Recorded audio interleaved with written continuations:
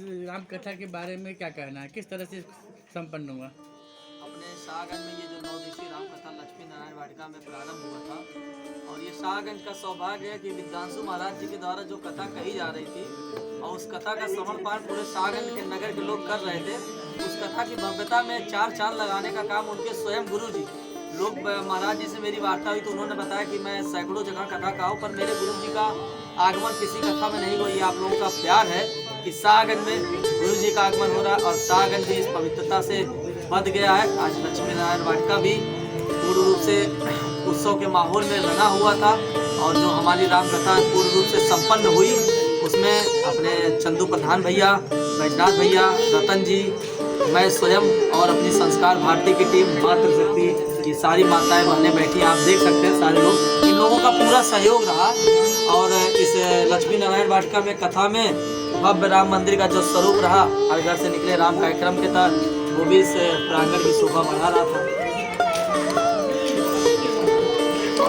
इस राम कथा में आप किन बिंदुओं का महत्वपूर्ण मानते हैं? किस आधार पर आप कुछ जो आपकी यादें हों जो आप शेयर करना चाहते हो दर्शकों से? यादों में यही है कि जितना अच्छा यहाँ पे राम जन्मोत्सव हो वो अकाल्पनिक रहा, जिसकी कल्पना नहीं की जाती। जितनी अच्छी राम विवाह का यहाँ सुभाष जी के नेतृत्व में, इस लक्ष्मी नारायण वाटिका के ऑनर के नेतृत्व में कराया गया राम विवाह।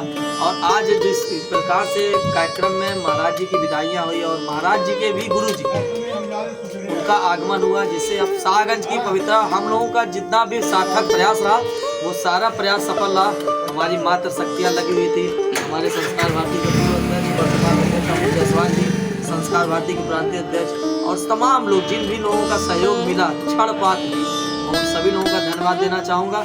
और इतनी भव्य सुंदर राम कथा का आयोजन लोगों का सहयोग रहा, विगत हर वर्षों आयोजन होता है। आपका अन्य लोगों के लिए क्या संदेश है?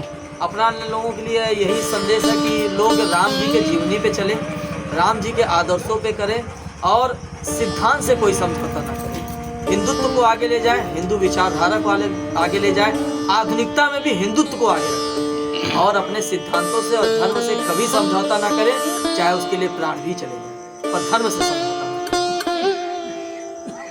जैसा कि आपने दशहरा में भगवान राम के स्वरूप का आह्वान किया था कि हर घर से निकले राम, उस जो है शुरुआत से लेकर इस राम कथा के संपन्न होने तक आप क्या भूमिका मानते हैं राम की, अपने विचारों की?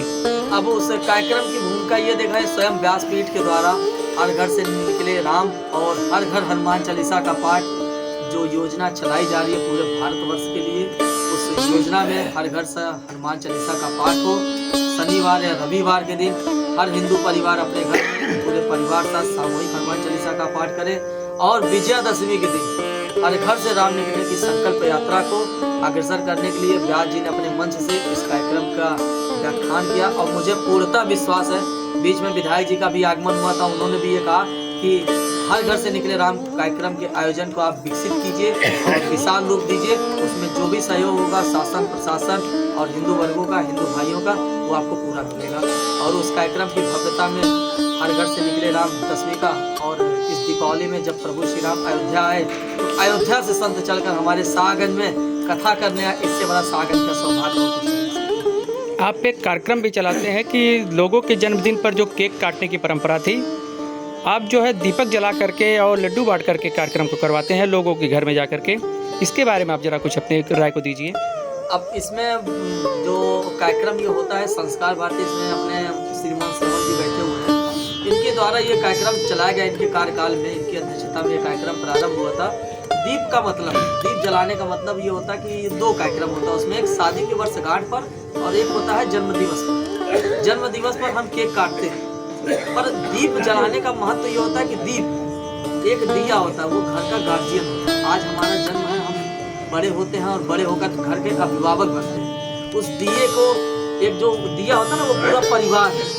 उस परिवार में जो सदस्य होते हैं वो तेल की माफिक होते हैं और उसमें जो बत्ती लगती है वही गार्जियन होता है। वो बत्ती जब तक जलती है और उसका प्रकाश तब तक रहता है जब तक उस दिए में तेल रहता है। अर्थात कहने का मतलब ये है कि जब तक उस दिए में तेल रहेगा, यानी कि हमारा परिवार संगठित रहेगा, तब तक हमारा परिवार जगमगाता रहेगा और उस परिवार का मुखिया हमेशा प्रकाशवान रहेगा। यह एक संदेश होता है अपने भारतीय संस्कृति के अनुसार कि जिस जन्मोत्सव को हम आधुनिकता में लेके जा रहे हैं, आधुनिकता में आप अपने शौक को पूरा कीजिए पर अपनी सनातन संस्कृति को कभी मत भूलिए। इसी की कड़ी में संस्कार भारती द्वारा ये पूरे नगर में ही नहीं अब तो पूरे जिले में कार्यक्रम होने लगा। इसका प्रभाव ये रहा कि विभिन्न काशी प्रांत, अवध प्रांत, प्रयाग प्रांतों में इसकी कार्यक्रम की भव्यता बढ़ रही है, लोग उसका प्रभाव भी पा रहे हैं। और इस दीप का कार्यक्रम में वैवाहिक वर्षगांठ में भी 11 दिए जलाए जाते हैं और क्योंकि एक और एक का जोड़ा होता है और जन्मदिवन पे 9 महीने जो माँ अपने कोख में बच्चे को रखती है, उस 9 महीने बाद जब वो बच्चा धरती पर कदम रखता है तो 9 दीपक उसके लिए और विवाह के जोड़े 1 और 11, इसलिए 11 दीपक का कार्यक्रम होता है। जो बोला शक्ति की महत्वपूर्ण भूमिका देखी गई, मातृशक्ति की संख्या भी सबसे ज़्यादा देखी गई। आप क्या कहना चाहेंगे इस राम कथा को लेकर? किसी भी परिवार ले लीजिए दीपक भैया,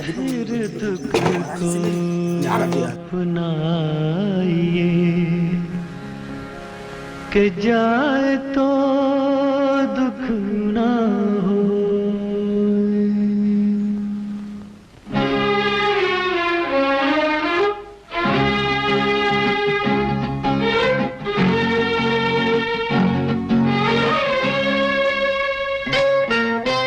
राही मनवा दुख की चिंता क्यों सताती है, दुख तो अपना साथी है।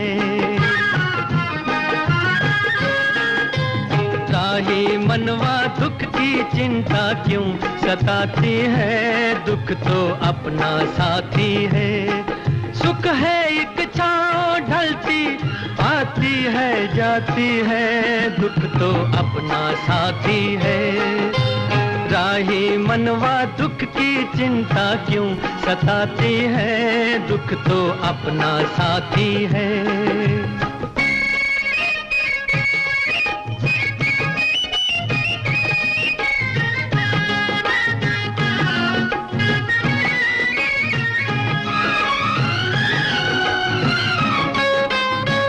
दूर है मंजिल दूर सही, प्यार हमारा क्या कम है। पग में कांटे लाख सही, पर ये सहारा क्या कम है। हम राह तेरे कोई अपना तो है, हम राह तेरे कोई अपना तो है। ओ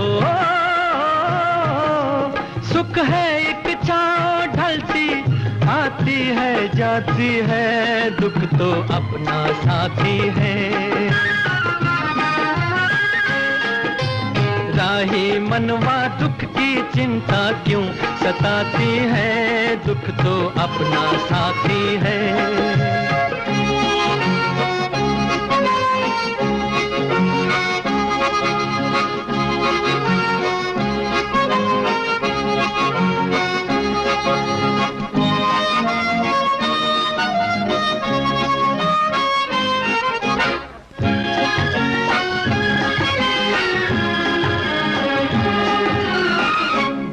हो कोई तब जलते हैं, पथ के दीप निगाहों में। इतनी बड़ी इस दुनिया की लंबी अकेली राहों में, हम राह तेरे कोई अपना तो है, हम राह तेरे कोई अपना तो है। ओ सुख है एक छाँव ढलती आती है जाती है, दुख तो अपना साथी है। राही मनवा दुख की चिंता क्यों सताती है।